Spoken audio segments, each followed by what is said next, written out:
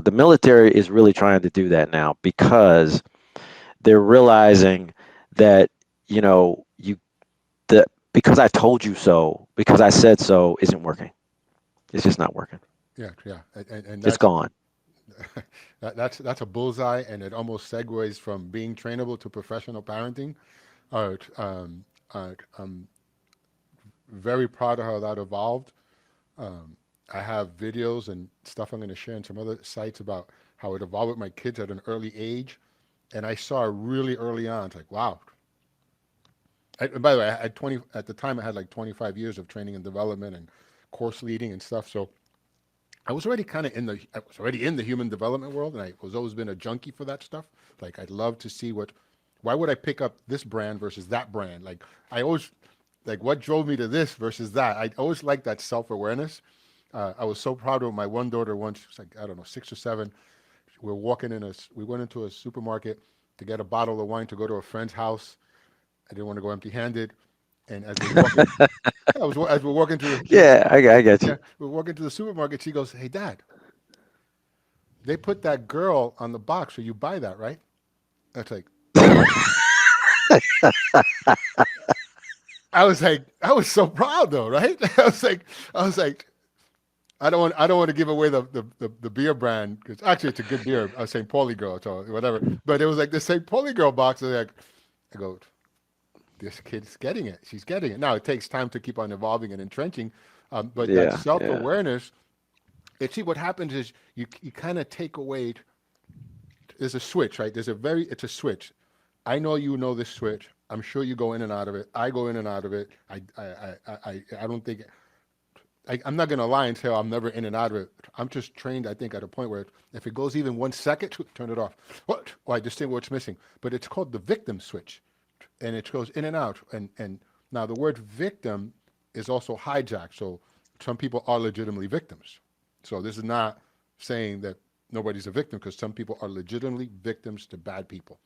No question about it. All right. With that said, us as individuals get to choose if we want to be a victim or not to the things that are in our life. We actually get to choose. Do I do I want to stay heavy? I get to choose if I want to stay Yeah. heavy or not. Right. If it wasn't for jujitsu and my commitment to that particular sport, I'd be 50 pounds heavier like this. I Hmm. go work out. I love the sport. It's great. But I just refuse to be a victim to my own desire to not work out. and, and and it's like even as I'm saying it, like do I still have any of that stuff in me? Yeah, I still have a little bit of me. Yeah, I'm gonna go work out later today. Yeah, I have to. Some things you have to do because that's just the Right. way it goes. And this, nobody makes me do anything. That's like a 3-year-old conversation, a 5-year-old conversation, and a lot of adults don't mature from conversations that they had when they were literally in 5th grade. So, what do we want as parents? That I will assert that we want our kids to be fully functioning and self-determining. And there's a whole world of distinctions that we could provide and will offer people, and we've had plenty of conversations. We already have a lot of footage on it too, um, where someone in the military, if you could, there's a context, and we'll have literally just an episode on this. There's a context you could create for yourself as a professional parent in the military, to where you give your children the distinctions to be fully functioning and self-determining. All right, and you could literally do that over the phone. You could do it in conversations on, however, FaceTime with your children as they're growing up, in the moments that you're with them. Because here's the thing about it. It's a conversation that has to happen over time. You can't have this conversation once and think it's handled. It's not. A simple example. When my one daughter was 2 years old and the other one was going on 5, she was 4. They're like 18 months apart. And I noticed that, wow, people are talking to these kids like they already come trained. They're crazy. These kids are not trained. And then we talk to these kids like they already know how to learn. That's also crazy. Wait a minute. They don't even know what learning. They're not even trainable. It's like they're not. You can't even have a training conversation with them about what learning is because they don't even know what learning is. This is a blank slate here, from Yeah. our Yeah. perspective. From our perspective, it's a blank slate. From their perspective, they come out. Hey, I'm here. Feed me, clean my butt. I'm tired. Feed me, clean my butt. I'm tired. Only they're talking. Yeah. Only they're talking wah wah wah. You know, they're talking infant. Yeah. So Yeah. as the evolution became with the training, I was like, wow. And I already done so much training with adults. I could brag about how much training I've done with adults. That I was like, well, this is actually easy, but it's not. But it is. But it's not. It's easy, but it's going to take a decade. It's going to take a long time, and I'm the one that has to keep on having the conversation with them until they understand that life is a conversation, and me and them, me and my kid, that we could have any conversation about anything, anywhere, anytime, anyhow, and actually stay in the conversation. And as my daughter started saying, she was like 9 or 10 when Kylie said, "Hey, Dad, I could do the 5 A's." She would hear me coaching people. I could do the 5 A's. And I was like, what are you talking about? What's the 5 A's? I didn't call it the 5 A's. She did. I was like, I could have a conversation with anyone, anywhere, anytime, anyhow, about anything. I was like, damn. I was like, wow. And then she added the icing on the cake. She goes, and I could do it while throwing a tantrum. And that's when,